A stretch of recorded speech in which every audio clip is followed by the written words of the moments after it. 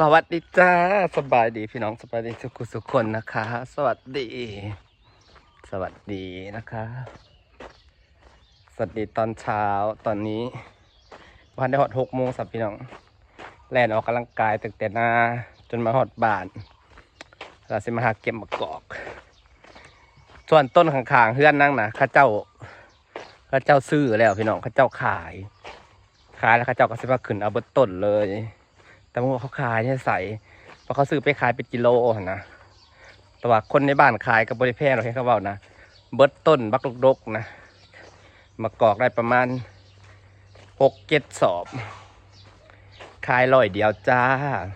เสียดายมากอกเลยเขามาขึ้นเองเขาครับซื้อเป็นต้นมึงเลยกว่าเพิ่งหูว่าเขาซื้อต้นละ100โพดเด้อแต่เสียดายต้นละ100เปล่าอีกก็ได้บัดไปขายมาขายเป็นกิโลมาลุดมาต้นอยู่นี่สิเหลือปะค่ะมันเข้ามาขึ้นเอาเบิดระบจักจะเหลือให้เราเก็บไม่เอ่ยออกกำลังกายตอนเช้าทุกวันร่างกายจะได้แข็งแรงทำอะไรก็จะได้ไม่เหนื่อยง่าย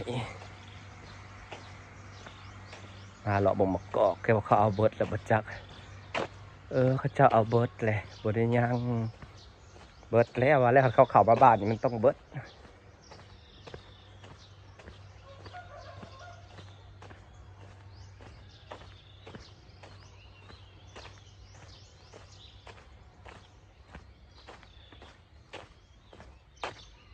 อย่าว่าในวัดก็เอาจนเบิดนะ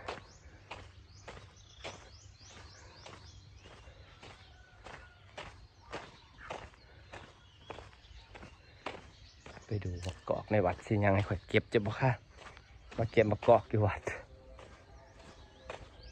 สิเก็บไปไว้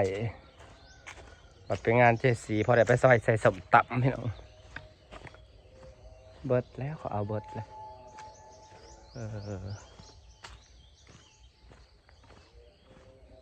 เดี๋ยวว่าได้วัดก็มาขึ้นเอาหรอกวัดสิขายอยู่บ่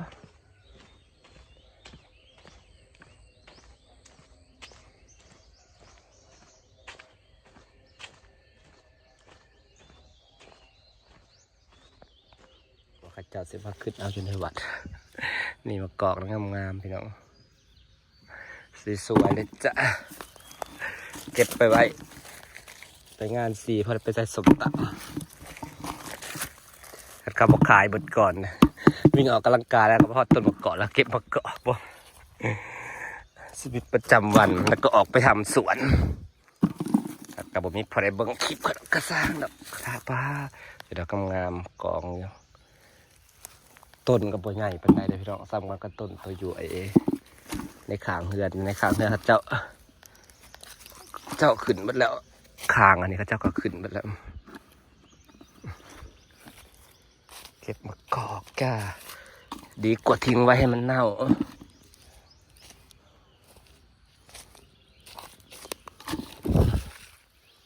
ก็ทิ้งไว้ให้มันเน่า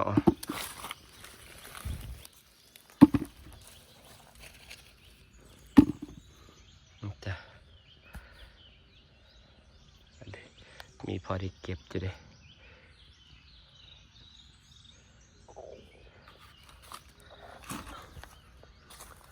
ต้นอย่าใส่อีกว่านางหูแต่ต้นสันนี่เลยนี่ดอกเติบอยู่แนมเขามั่งว่าเขาจะมาต่อยเอาเบิดแล้ว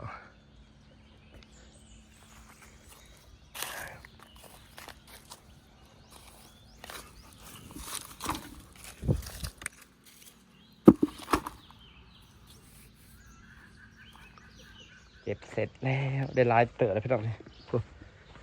เกือบเครื่องถังเลยเครื่องถังมะกอกต้นนี้น้ำหมากใหญ่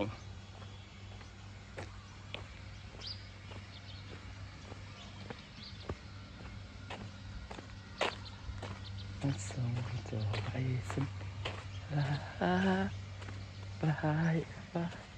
เมื่อนี้แดนเข้ามาบ้านเนี่ยบริขี่รถจักรจ้าวิ่งออกกำลังกายเข้ามาจ้ะเข้ามาหาเก็บมะกอกน่าวิ่งออกกำลังกายเสมอบางมือจนหอดบ้านเราหมูช่างแต่หมาหลาย ผ่านเทียงบางเทียงมีหมาไปดองต้นนี่เขาเจ้าขายไปแล้วนี่เขาจะว่าเบิดต้นนี่ขาย100 เดียว100 บาทเขาเจ้าก็มาขึ้นเอาเองต่อยเอาเองมากับเขาเจ้าได้ประมาณ6 กระสอบนี่แหละ6 กระสอบก็จะไปขายโลละ2 บาท 3 บาทเขาก็ได้เงินเป็นพัน กำไรเป็นเท่าซื้อก็ซื้อถือโพดขออุตส่าห์เก็บสุดเศร้าคืออย่างสอนมันงามอันนี้คือบ้านพันล่านะคะหมู่บ้านนะคะเราก็วิ่งออกกำลังกายไปเพื่อนอีกเขามาเก็บมะกอกบ้านเราแล้วแดดออกแล้วพี่น้องตู่ไปหลังคาต้นไม้งามๆเนี่ยไปนะแดดส่องเนี่ยไปเห็นดอกพี่น้องถึงบ้านเราแล้วสอนต้นลำซ้ำต้นนี้มันงามเลยพี่น้องอันนี้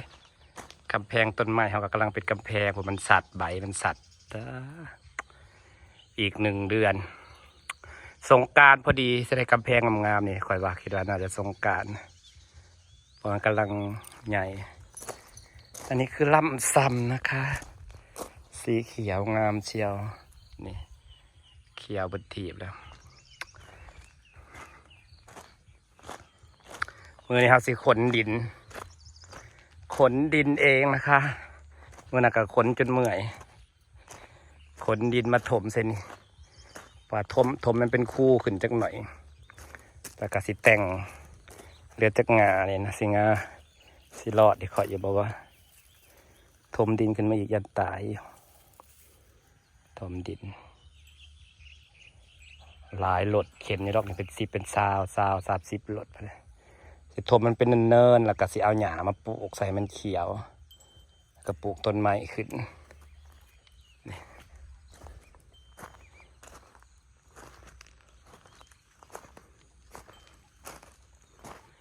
กวดเหงื่อเรียบร้อย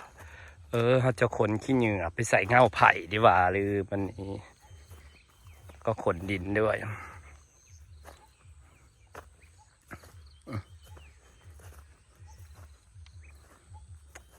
ต้นมะพร้าวเรา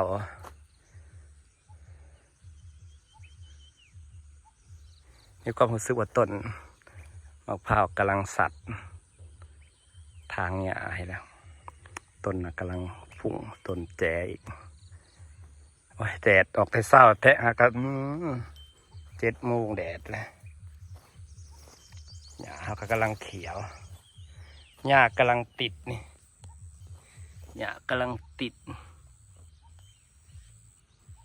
หญ้ากำลังติด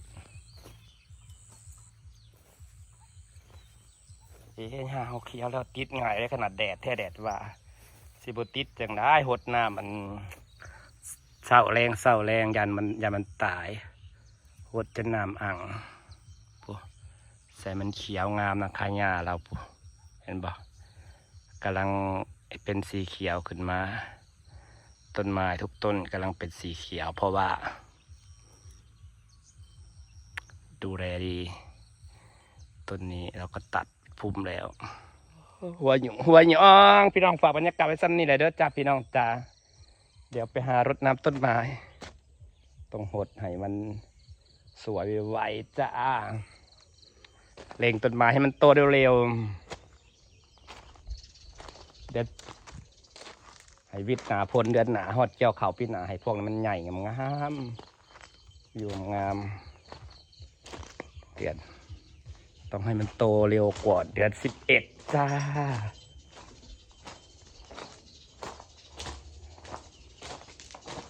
โอเคพี่น้องค่ะไปเปลี่ยนสุดกันเปลี่ยนสุดพร้อมทำสวนแบบนี้ฝากบรรยากาศไว้สักนี้ค่ะบ๊ายบายออกกำลังกายเพื่อสุขภาพห่อนได้แบบนี้ห่อนส่วนนี้อากาศห่อนแห้งทั้งแดดทั้งห่อนเราต้องหดต้นไม้หลายๆมันจังงามบาย